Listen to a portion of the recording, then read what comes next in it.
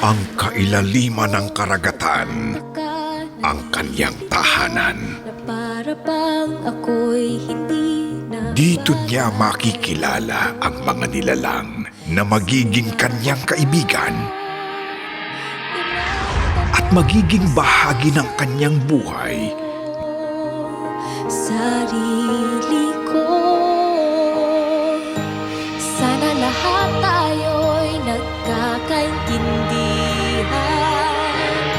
Sana wala tayong Ngunit hindi niya maitatanggi kung kwento na sa kanya ay may kakaiba. lang. Puso natin ay buksan.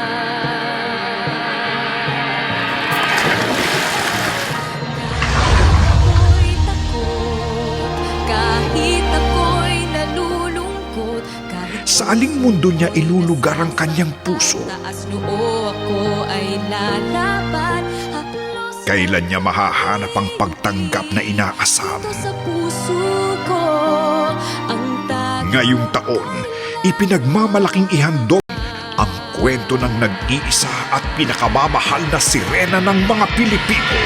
Mula sa karagatan, aaho ng kanyang pangalan. Jezebel. Lalangoy na siya sa ating primetime bida.